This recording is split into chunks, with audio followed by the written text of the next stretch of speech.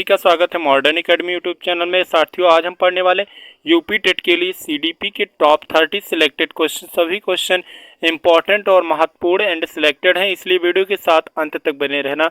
तो चलिए शुरू करते हैं बिना किसी देरी के। क्वेश्चन नंबर 1 दिया गया है, जीन पियाजे के अनुसार अधिगम के लिए निम्नलिखित में से क्या आवश्यक है। तो इसमें जो राइट आंसर हो जाएगा कौन सा हो जाएगा, तो ऑप्शन नंबर कौन सा हो जाएगा, ऑप्शन नंबर डी हो जाएगा, शिक्षार्थियों द्वारा पर्यावरण की सक्रिय खोजबीन।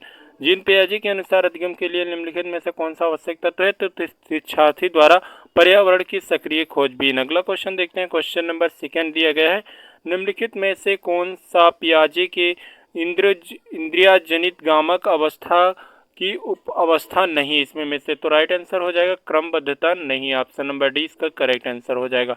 अगला क्वेश्चन दिया गया, क्वेश्चन नंबर 3 दिया गया है, मनोवैज्ञानिक प्रयोग का प्रमुख उद्देश्य होता है सह संबंध सत्यापन, प्रभाव संबंध का कारण पता लगाना, ऑप्शन सी पूर्व घटनाओं का अध्ययन, ऑप्शन डी इनमें में से कोई नहीं। तो इसका राइट आंसर हो जाएगा प्रभाव संबंध का कारण पता लगाना, ऑप्शन नंबर बी इसका एकदम करेक्ट आंसर हो जाएगा। क्वेश्चन नंबर 4 दिया गया साथियों, कितनी आयु पर बच्चों में लिंग पहचान स्थापित होती है। तो 2 वर्ष की आयु में बच्चों में लिंग पहचान स्थापित होती है, ऑप्शन नंबर ए इसका करेक्ट आंसर हो जाएगा।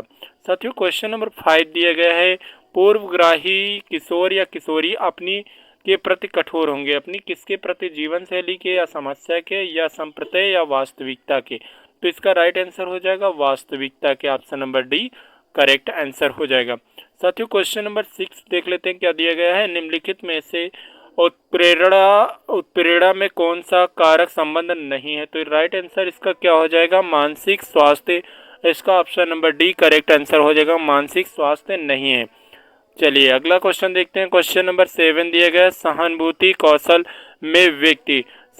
कौशल में व्यक्ति कैसा होता है। तो दूसरों की परेशानियों को समझता है। जो सहानुभूति कौशल होता है उसमें बालक क्या करता है, दूसरों की परेशानियों को समझता है। इसका राइट आंसर ऑप्शन नंबर ए एकदम करेक्ट आंसर हो जाएगा। क्वेश्चन नंबर 8 दिया गया, अधिगम को के बजाय की और निर्देशित किया जाना चाहिए। तो इसमें जो राइट आंसर हो जाएगा ऑप्शन नंबर सी हो जाएगा, रटने या समझाने। देखिए, अधिगम को रटने के बजाय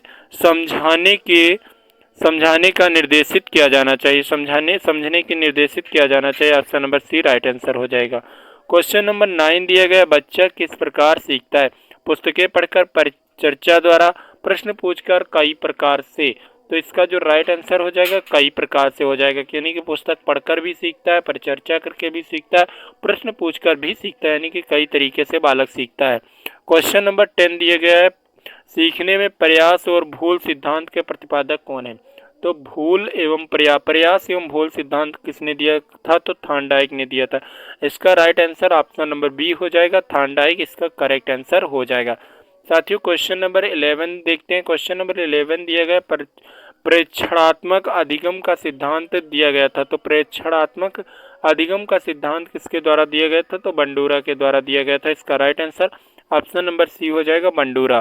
क्वेश्चन नंबर 12 दिया गया, संज्ञानात्मक संप्राप्ति का न्यूनतम स्तर कौन सा है। संज्ञानात्मक संप्राप्ति का न्यूनतम स्तर कौन सा है, तो ज्ञान है। इसका right answer option number B ज्ञान हो जाएगा।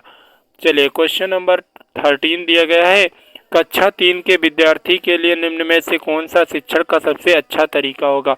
व्याख्यान विधि, संरचनात्मक क्रियाकलाप, समूह वार्तालाप, प्रयोगशाला विधि। तो इसमें जो राइट आंसर हो जाएगा कौन सा, ऑप्शन नंबर बी हो जाएगा, संरचनात्मक क्रियाकलाप। इसका right answer option number B संरचनात्मक क्रियाकलाप हो जाएगा। साथियों, अगला क्वेश्चन देखते हैं। क्वेश्चन नंबर 14 दिया गया है, एक बालक अधिक सीखता है यदि उसके पास क्या होना चाहिए। जब बालक अधिक सीखता है तो इसका राइट आंसर कौन सा हो जाएगा, ऑप्शन नंबर ए दिया गया है, पाठ्य पुस्तक के माध्यम से पढ़ाया जाए, कंप्यूटर के माध्यम से पढ़ाया जाए, व्याख्यान विधि से पढ़ाया जाए और क्रिया विधि से पढ़ाया जाए। तो इसका right answer option number C D हो जाएगा, क्रिया विधि से पढ़ाया जाए तभी बालक अधिक सीखता है।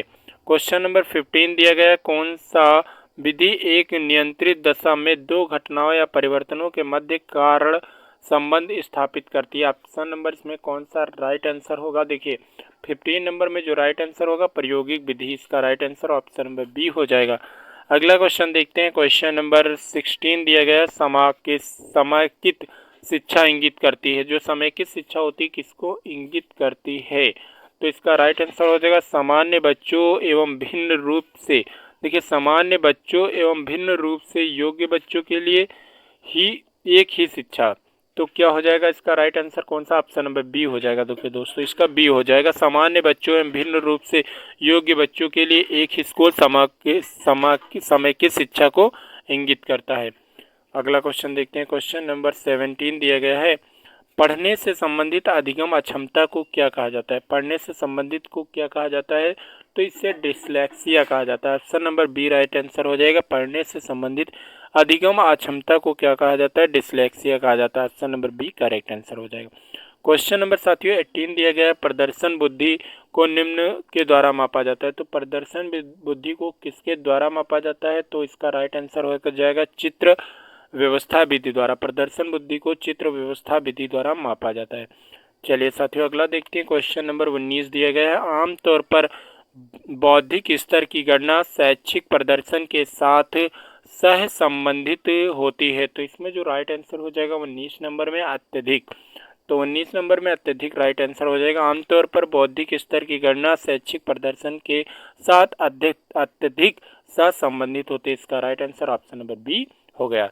अगला क्वेश्चन देखते हैं। क्वेश्चन नंबर 20, बोली जाने वाली भाषा की सबसे छोटी इकाई कौन सी है? तो बोली जाने वाली भाषा की सबसे छोटी इकाई ध्वनिग्राम है। ऑप्शन नंबर सी साथियों हो जाएगा। साथियों अगर जो आपको इस तरीके की रैपिड फायर तरीके से आप सभी को सीडीपी पढ़ना है हमारे चैनल से, तो आप लोग हमारे लाइक कर दीजिए हमारे वीडियो को, और ज़्यादा से ज़्यादा दोस्तों के पास शेयर करिए, और सब्सक्राइब करना ना भूलना, क्योंकि अभी हमारे सब्सक्राइबर ज़्यादा नहीं हो। लेकिन क्या करते हैं हम लोग, जितना टीचर 1 घंटे में पढ़ाता है उतना हम 10 मिनट में पढ़ाते हैं आप सभी को। 10 मिनट में कोई टीचर अगर जो 30 क्वेश्चन लेकर आता है एक क्लास में, तो वो कितनी देर पढ़ाता है? 1 घंटा पढ़ाता है। और मेरा क्या सिस्टम है कि 30 क्वेश्चन 10 मिनट में, क्योंकि ये रैपिड फायर क्लास रहती है। तो अगला क्वेश्चन देखते हैं। क्वेश्चन नंबर 21 दिया गया है, यदि कुछ विद्यार्थी कक्ष में अध्ययन की चित्तवृत्ति में नहीं है तो आप क्या समझेंगे? तो क्वेश्चन नंबर 21 हो जाएगा, उन्हें उनकी रुचि अथवा अपनेपन के विषय के अनुसार रुचिपूर्ण चीज़ें बताएंगे। तो इसका right answer option number D हो जाएगा। उन्हें उनकी रुचि अथवा अपने आप विषय के अनुसार रुचिपूर्ण बताएंगे, यानी कि उसको जिस विषय में रुचि होगी उसके हिसाब से बताएंगे। अगला क्वेश्चन दिया गया, सीखना है। सीखना क्या है? व्यवहार में परिवर्तन है, बिल्कुल है। अनुभव तथा अभ्यास का परिणाम है, बिल्कुल है। व्यवहार के अपेक्षाकृत स्थायी परिवर्तन है, बिल्कुल है। तो इसका जो एकदम करेक्ट आंसर राइट आंसर होगा ऑप्शन नंबर डी हो जाएगा, ये सभी सीखना है। साथियों अगर जो क्वेश्चन नंबर 23 की बात करते हैं, वह अवस्था जो कि माता के 21वें गुणसूत्र जोड़े से अलग न हो पाने के कारण होती है, उसे डाउन सिंड्रोम कहते हैं। इसका राइट आंसर ऑप्शन नंबर ए डाउन सिंड्रोम हो जाएगा। साथियों क्वेश्चन नंबर 24 दिया गया, विद्रोह की भावना की प्रवृत्ति निम्न में से किस अवस्था से सबसे ज़्यादा संबंधित है? तो किशोरावस्था से। किशोरावस्था या पूर्व किशोरावस्था इसमें ऑप्शन दिया गया। तो पूर्व किशोरावस्था में क्या होता है? विद्रोह की भावना सबसे ज़्यादा होती है। क्वेश्चन नंबर देखिए 25 दिया गया है। इसमें देखिए स्तंभ ए और बी क्या है दिया नहीं गया, इसलिए हम सही सम्मेलन नहीं बता सकते। इस क्वेश्चन को मैं नेक्स्ट वीडियो में ले आऊँगा, इसको अच्छी तरीके से करा दूंगा, क्योंकि मेरे क्लास में जो क्वेश्चन रहते हैं सारे इंपॉर्टेंट रहते हैं। ये क्वेश्चन स्किप हुआ है, आगे आपको अगली वीडियो में बता देंगे। अगला क्वेश्चन दिया गया है 26, निम्नलिखित में ग्रंथियों के आधार पर व्यक्तित्व के विभिन्न प्रकारों की चर्चा किसने की है? तो कैनन ने की है। इसका right answer option number A Cannon हो जाएगा। चलिए क्वेश्चन नंबर 27 दिया गया है, यदि एक विद्यार्थी कक्षा में भाग लेने से संकोच करता है तो आप क्या करेंगे? 27 नंबर में उसे केवल तब, देखिए इसमें क्या लिखा हो, उससे केवल तब प्रश्न पूछेंगे जब उत्साह हो।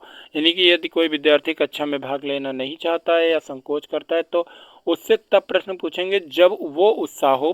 प्रश्न की सर या टीचर हमसे प्रश्न पूछे तभी पूछेंगे। अगला क्वेश्चन दिया गया है क्वेश्चन नंबर 28, मानसिक स्वास्थ्य विज्ञान का प्रमुख उद्देश्य क्या है? जो मानसिक स्वास्थ्य विज्ञान होता है उसका प्रमुख उद्देश्य क्या होता है? तो ऑप्शन नंबर ए दिया गया, बालक के मानसिक स्वास्थ्य की रक्षा करना, बिल्कुल। कुसुम योजना का निवारण करना, तो बिल्कुल इसका जो राइट आंसर हो जाएगा दोनों, आ और बा दोनों, इसका right answer option number C हो जाएगा।